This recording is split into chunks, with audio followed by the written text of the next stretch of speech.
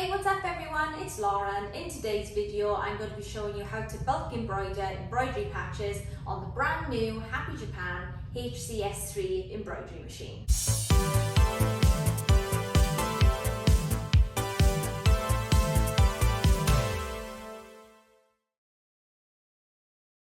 As anyone who's already watched my videos probably already knows, aside from making these fantastic YouTube videos, I also run an embroidery business, and my main product that I produce and sell online is embroidery patches. So to make these embroidery patches, I purchased an embroidery machine that has industrial speed, industrial quality, and can manufacture the patches as quickly as I need to make them. This machine has a number of features to help me produce patches quickly, but something that I find particularly helpful is its ability to duplicate the same design over and over again and stitch it out on a large hoop next to each other, so I can then cut them out and turn them into embroidery patches to sell. And in this video, I'm going to be giving you a brief demonstration on how to use Happy Japan's duplicate feature. So I thought I'd start off by telling you a little bit about the materials I use to make my patches. In my largest embroidery hoop here, which is the 290mm hoop by the 290mm square hoop, I have some craft felt and one layer of tearaway stabilizer. My embroidery thread of choice is always Madeira cottons. I use the rayon Madeira classic thread because I find it has a really lovely shine. The thread doesn't tear as much, and overall it makes my embroidery look very, very good. Well, the aim of the game in embroidery is to produce as many products as you can, as quickly as you can, in order to turn over as much profit as you can. Makes sense, right? Well, the nice thing about the Happy Japan embroidery machines is they are built to facilitate speed. So today I'm going to be showing you how I embroider multiple designs one after the other without having to stop or alter my machine in any way. I have my designs on my USB stick, which I can either insert into the front here, or there is another USB port on the side. If you're using the Happy Japan Voyager HCS2 model, then the USB port is only on this side. But I'm going to insert this into the front because it's easier. Halloween is coming up, and so I decided for this video we're going to embroider a couple of bats. Really quickly here, I'm going to set up the colours that I want to use to embroider on my bat. I've actually done a separate video on this that shows you exactly how I set up these colours. That video, I believe, is called the Happy Japan HCS2 demo. Obviously, we're using the HCS3 today, but the operating system is absolutely no different across the two models. And by breezing through the process as quickly as I am now, I think this gives you a good idea on just how easy it is to set up colours for your embroidery machine and get started on your design. I'm done. See how quick and simple that was? If you'd like a more in-depth explanation on how to set up colours for your embroidery designs, please check out my other video. I'll leave the link in the description below. I think you're going to have to fast forward a little bit in the video to maybe about the 7-minute mark. So there she is, our beautiful little bat. Halloween is coming up and I've sold a lot of these bats already, so I thought this would be a good opportunity to bulk make them and film a YouTube video. So to duplicate multiple designs, what we do is we head into the shapes icon here, and then we click settings. Now this is how you edit the design. There's all different things you can do in this panel. For instance, these indicate the scale of your design, so if you want to make it a little bit larger, the 100 represents a percentage, so if you want to increase it by 10%, you type in 110%, and then if you wanted to keep the aspect ratio, you type the same figure in the box below. And then there are other features here which indicate rotation, pull compensation, but we're not interested in these today. We're just trying to make as many bats as possible on one hoop. So to do that, you're interested in the second icon in from the left, which shows a duplicated icons. Well, to me they look like duplicated icons, and that indicates what we're about to do. So we're going to tap that.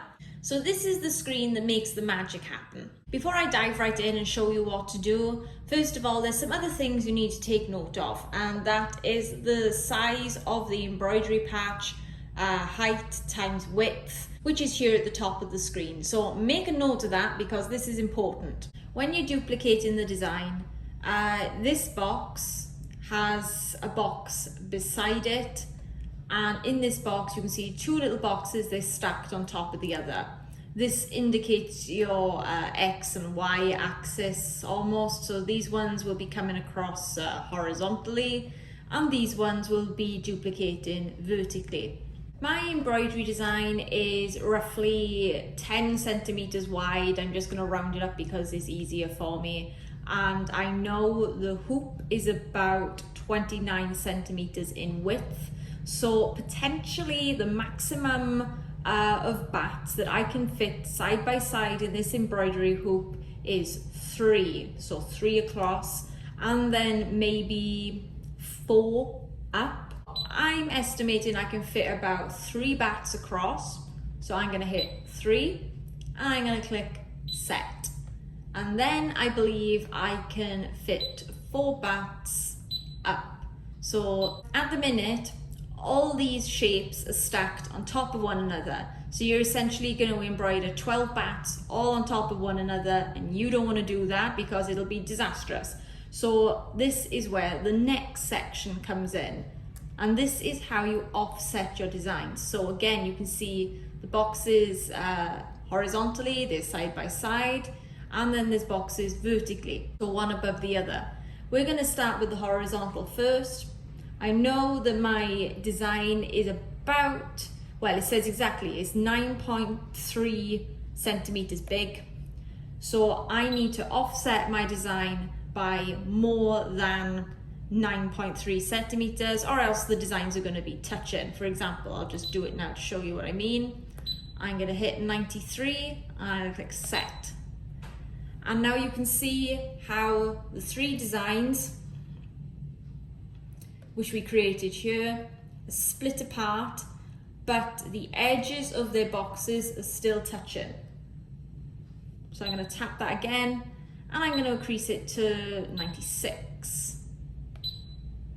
And now you can see there's a little gap in between the boxes, and that means that these designs are no longer touching. So you're in no danger of embroidering over the design. And you're going to want to do the same again. Oh wow! Okay, that's cool. I wasn't expecting that.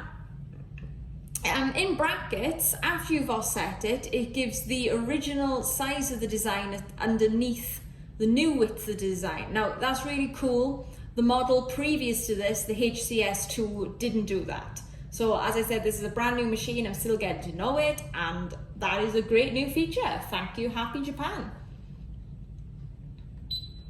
Now we're going to do the same for the horizontal. As you can see, it's 58.9 centimeters tall, so you're going to want to make it larger than that. So if I say 60 to give it plenty of clearance, I'm going to give it a little bit more clearance. That doesn't look like enough. So we're going to say 65 and we're going to hit set. The overall, the design itself is only 58.9 centimeters by 93 centimeters. But when you combine these 12 bats together, the overall space they're going to take up is 253.9 centimeters by 285 centimeters. And then you press the home button and it takes you back to the home screen. Now your original design will be centered in the middle of your hoop, so you're going to have to move your patches as a group to ensure they'll fit within your embroidery space. And you do that, I'll just go back a second. To move designs within the embroidery hoop, you then press the green button, which is here, and you use these arrows to shift the design within the space you're given. Now you can move your embroidery patches very, very slowly, or if that's too slow for you, you can move them a little bit quicker by tapping on these speed icons here. This is the medium speed, and this is as fast as the patches will move. So if you're just trying to generally move them, I usually use the quicker speeds. But if I'm just trying to move it very slowly and make tiny adjustments, I tap the middle of the square again. You'll see that the green speed icons disappear from it. And then I can continue making my fine adjustments to ensure that my patches fit within the red line of the hoop properly. You'll see in your preview here, the grey border indicates the edges of your hoop, so you really don't want to hit those because you'll end up smashing your needle. The red line indicates a safety zone, so you know everything inside of the red line is going to be okay. It's not in any danger of crashing into the hoop edges. And the blue dotted line is the extremes of your designs. So those 12 bats, they are inside this design, and this is the absolute limit of what will be stitched out. So as you can see today, in my case, that is a very snug fit, but it does fit. So I'm just gonna hit the home screen again. Takes me back to the main menu.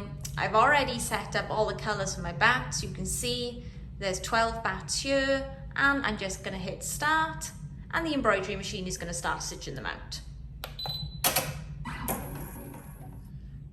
I should also mention that if you're not completely satisfied, or you think that your blue dotted line might be a little bit too close to touching that red line, you can always run a trace around the extreme periphery of your embroidery designs, and if you're in any danger of coming into contact with that red line, a little error message will come up saying you're exceeding the hoop limits, and you'll know that you'll have to either shrink your design or position it in a different way.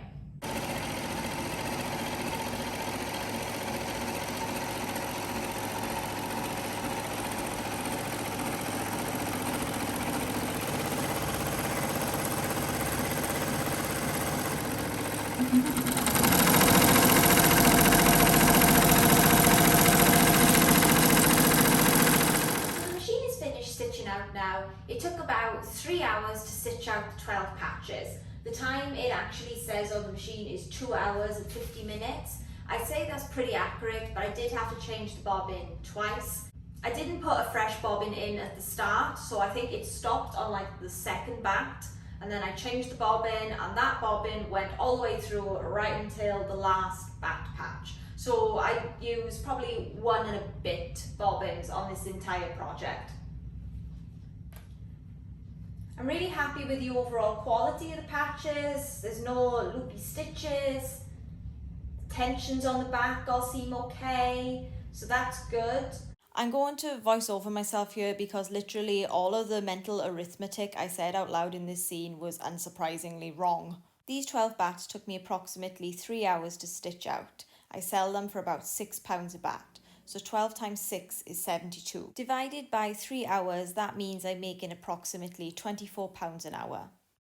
So now that the embroidery machine has done all the hard work, the only thing left for me to do is add the iron-on backing to the back and cut them out. I used to cut out all of my patches by hand.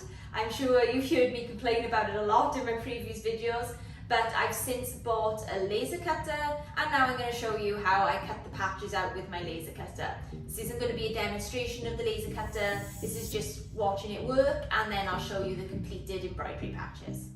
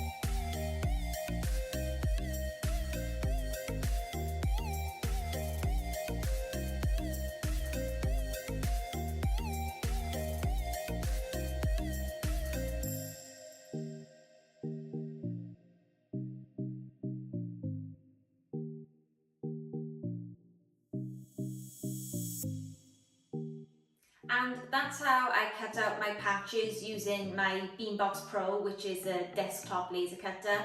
I've only recently acquired that, and I will be doing another review on the Beambox Pro in another video. So if you'd like to also see that video and how I find using that laser cutter and the software that comes with it, please consider subscribing to my channel. But on the whole, yeah, it's cut out the patches perfectly. And as you can see here, we've got 12 lovely little bats ready to go into my store and be sold to people for Halloween. And that's how I do it. That's how I make my embroidery patches in bulk. Obviously, I've got another 3 of these machines in this house, so I make quite a large quantity of patches, but this is just my process and it works really well for me. So thank you all for watching my video today. If you'd like to purchase any of the products I've shown in this video, such as the little bat, that is available on my website, pinkbirdoriginals.com. If you'd like to follow me on Instagram and see more of my embroidery process and the things I make, then my Instagram is pink_bird_originals on Instagram. Thanks for watching, guys. See you next time. Bye bye.